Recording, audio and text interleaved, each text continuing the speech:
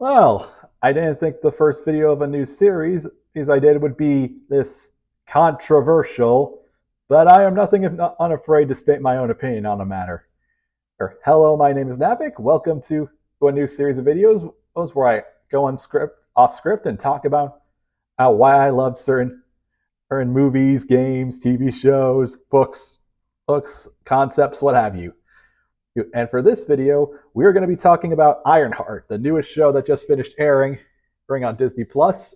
Us and apparently the last Phase 5 entry of the Marvel Cinematic Universe. I don't know, I haven't been keeping up with all that technicality since Phase 3. But I'll start off right off the bat. I love this show. I honestly think it's one of the best things Marvel's put out in terms of media, like TV show, television, and movies in a while. I'd say it's definitely right up there with other greats like recent greats like X-Men '97, Friendly Neighborhood Spider-Man, and Guardians Volume 3 that came out years ago. And yeah, I'll throw Thunderbolts in there too. Who part of me is still a bit iffy on some of the things in that movie, but I still appreciate it. Just like I really appreciate this show. So yeah, for those of you who don't know, this series follows Riri Williams, who is basically kind of a sort of successor or to Tony Stark's Iron Man, and I say successor in the way that kind of like Barry Allen was the successor for or to Jay Garrick originally. He definitely someone who was inspired by the antics of a former hero without having actually met them. Um, and and I'll say this about Riri and her actress is Dominique Thorne. She is giving the performance of her career in this show. Oh, like this show really it does a good job getting you to the mindset of Riri. She's a character who is very flawed, and yet also very human. She makes mistakes. She fucks up. She doesn't really. She does kind of a bad job telling about people about what's going on with her, which someone often closed off in real life. I unfortunately can relate to that. But, and but she does have a good heart, even if that good heart takes her to some darker places. It says the whole premise of the show is that basically after the events of Wakanda Forever, still haven't seen that movie by the way, but I'll probably give it a chance now after watching this show. Oh, Ruri's basically been trying to make and mass produce like Iron Man like suits in order to aid rescue workers and stuff. But of course, unlike Tony Stark, Riri is not a millionaire, so she has to find ways to get money in order to fund this project, which is especially difficult since since the show kind of starts with MIT kind of kicking her to the boot for recklessness. And to do that, she ends up joining a gang of criminals led by a character played by Anthony Ramos, or as I know him as Parker Robbins, the Hood. And I gotta tell you, at first when I heard that saw that the Hood was going to be like one of the main villains of the show, I was kind of like, oh, that's kind of weird. He's a bit more of a magic, kind of new Avengers type enemy. It'd be kind of weird to have him go against a tech hero like Ironheart. Then I, but then I started to realize as more of the show went on, I started to dig more into it because not only are they doing like a classical cool thing where they have the villain and the hero have similar traits paralleling with each other, so it makes her and I think having them interact from the first episode onwards, it's really helped build up their dynamic over the course of the show, as opposed to like a shorter like movie length where you'd maybe like get one or two scenes with the hero and villain and then they just fight. All right, the build up to like their final battle in episode 6 kind of really felt earned, and honestly it was really cool. But I'm not going to spoil a lot of what happens like at the end of episode 6, but I'll tell you, and because I do want to keep this video as spoiler free as possible because I do want people to actually go check out the show. Oh, but yeah, seeing the Hood of all. But yeah, one thing I really enjoyed, like especially, is kind of something I gave praise to the upcoming Superman movie based on the trailers.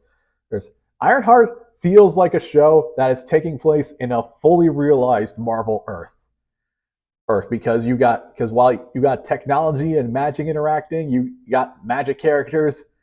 You got this magic character working as a criminal boss, and there's also wider implications to the wider universe that get revealed later on. And of course, little references to Wakanda Forever. Hell, Ruri actually says it herself that this is a universe where people wake up to aliens and all sorts of other weird shit on their timelines all the time. So yeah, like how it's Superman and the new DC universe, there's definitely there's just nailing like the kind of absurd but also incredibly cool, fantastical feel of a superhero reality that is a superhero universe. Ironheart does a good job with that too. Ooh, and pretty much, and there's and like I said, I got a lot of stuff to praise Ironheart for, especially in the actors are doing a really solid job. Well, some of them better than others, but they do tend to grow on you as the show goes on. I mentioned Dominique Thorne does a really good job. Anthony Ramos is amazing as the Hood. And you know, I forget good job. Dominique Thorne kills it as Riri, and hell, even Lyric Ross as Natalie Welch. I could see her being considered annoying by some people. But her dynamic with Riri is a lot of. He is kind of the heart of this show, kind of the heart in Ironheart. Eh? But yeah, see their actions will kind of, yeah, their interactions are really fun, and they can range from heartfelt, Elton, to funny to serious. This one overall, the actresses do nail and make you convinced that these two who are close friends, and sort maybe, although there's a big complication to that, but again, not going to spoil for anyone who hasn't watched the show much. much.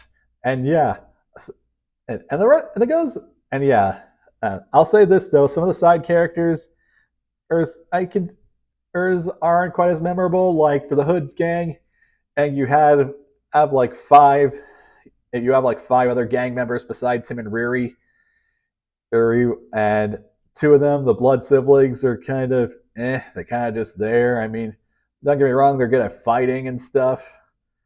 They look cool, but honestly, they can't really compare. Honestly, I think Slug and Clown were much better in terms of just being fun criminals.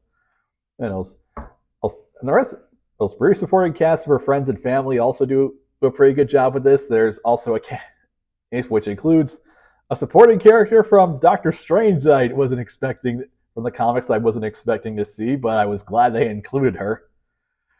Again, this show, and also, let me bring up his name. Let me bring up his name real quick without and is spoiling.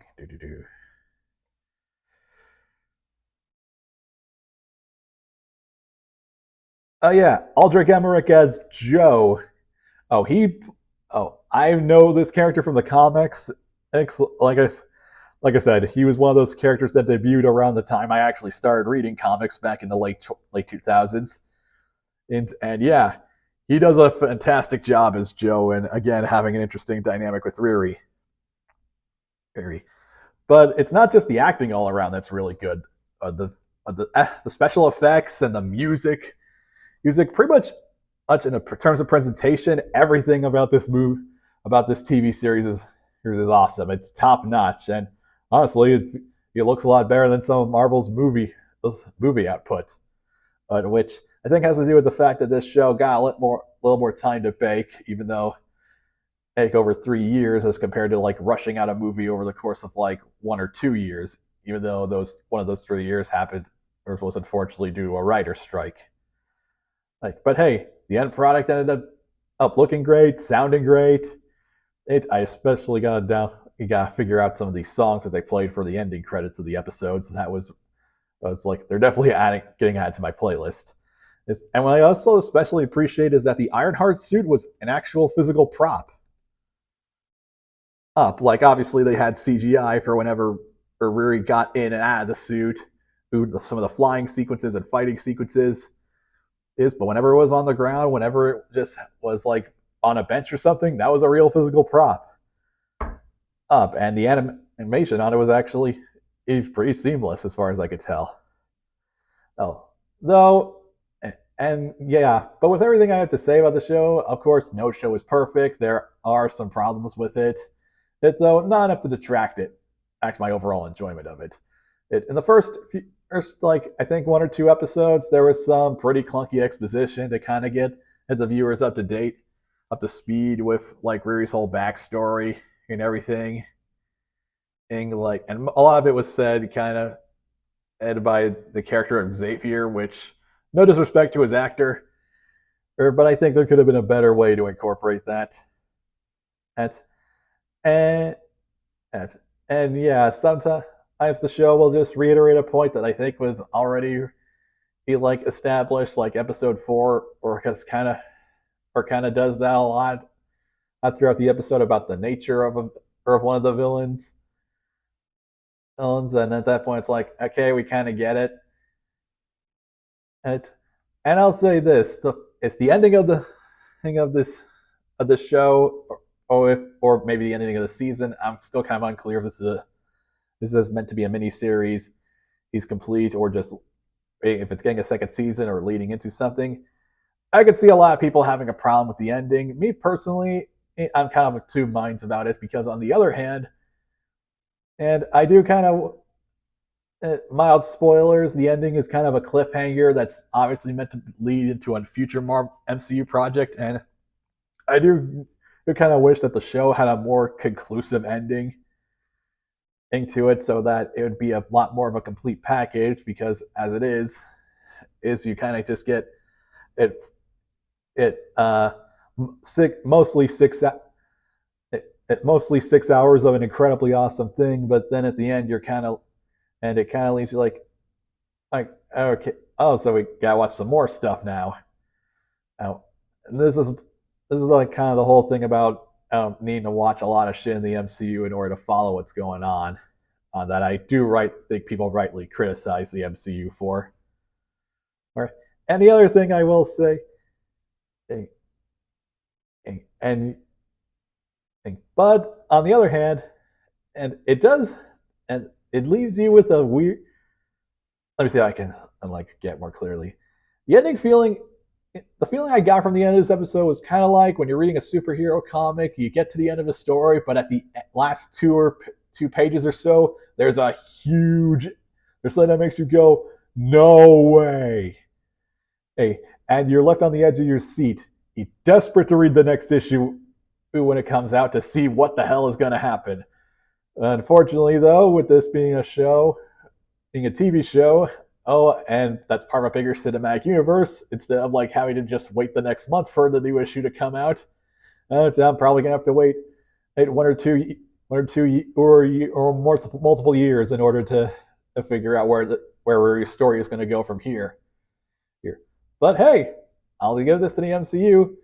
For the first time in what feels like a while, I finally have a storyline and character thread that I want to follow through. And because rumor has it that this is going to lead to like a new Avengers, like that Young Avengers / Champions project they've been kind of teasing throughout out phases 4 and 5. Which, yeah, if that's where Ray's story follows, I'm definitely going to be there day one for it.